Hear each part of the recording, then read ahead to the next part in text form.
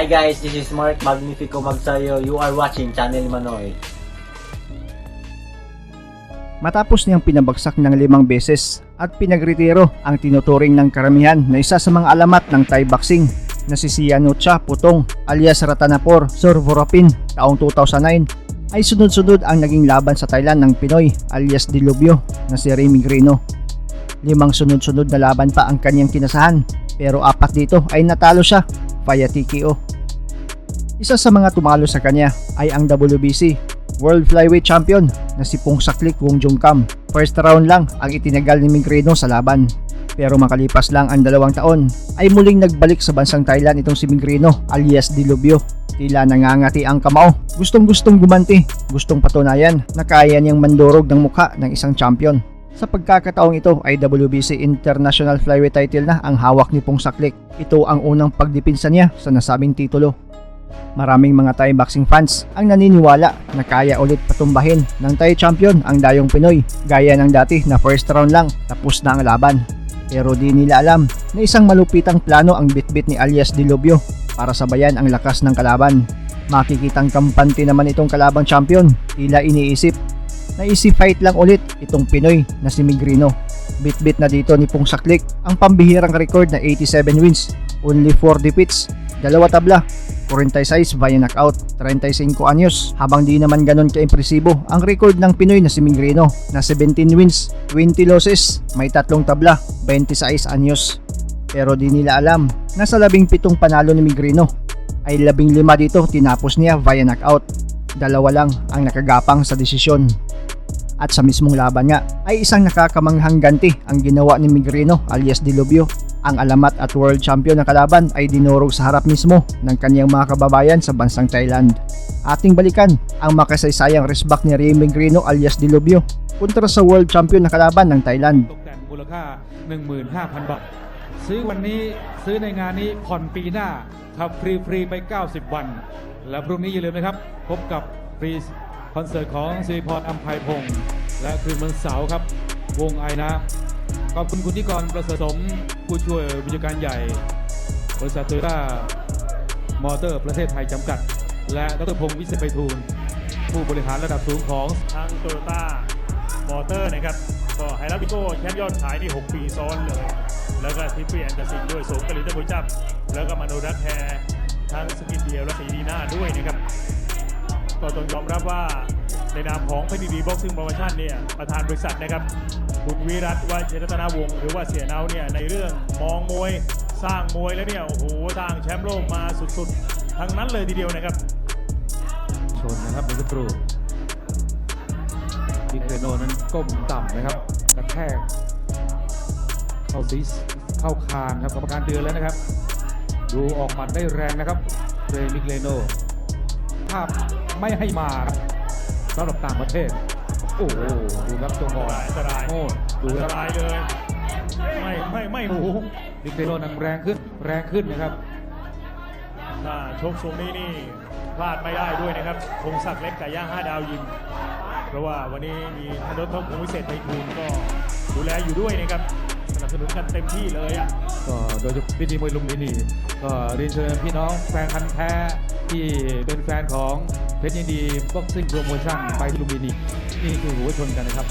ชนเลยครับนะครับพอก้มต่ำเรก้มต่ำมาก็โดนทางแต่ยังทนได้ครับขอบคุณบริษัทเจริญพกพาอาหารจำกัดมหาชนบริษัทโตโยต้ามอเตอร์ประเทศไทยมอเตอร์ผู้จำหน่ายโตโยต้าและบริษัทไทยนครพัฒนาจำกัดขอบคุณตำรวจทางหลวงทุกพื้นที่นะครับตั้งแต่กรุงเทพถึงนครราชสีมาแล้วก็สำหรับผู้ที่ซื้อผลิตภัณฑ์ปูนซีเมนต์นะครับปูนสำเร็จรูปสีพลาสติกซูเปอร์อาร์เมอร์นะครับและกระเบื้องหลังคาคอนกรีต TPI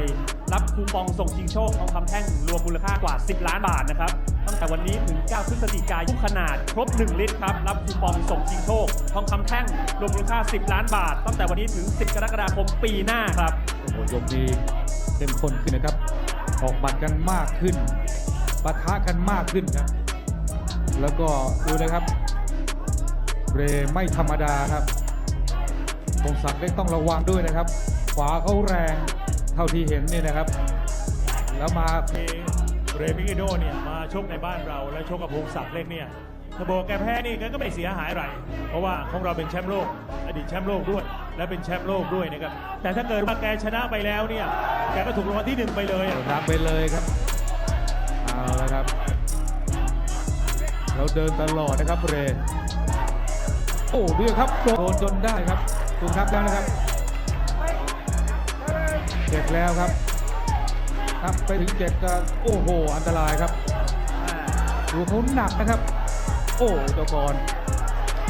จะรอดไหมครับพี่อันตรายแล้วนะครับอันตรายแล้วครับโอ้โหครับ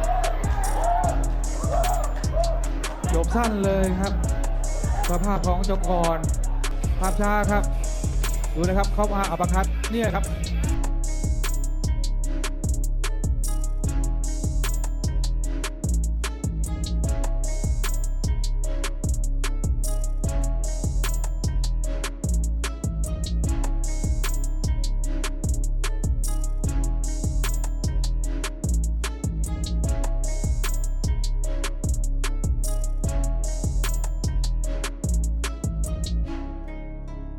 Nakuha ng Pinoy ang panalo via third round TKO at sa kasalukuyan ay parihong retirado na ang dalawa sa pagkikipaglaban sa ibabaw ng lona. At sa isang interview na ginawa ng Daring Magazine kay Pong Saklik, natanong ito kung sino sa mga nakalaban niya ang may pinakamalakas na suntok. Ang sagot naman niya ay walang duda, ang Pinoy alias Dilubyo na si Ray Megrino.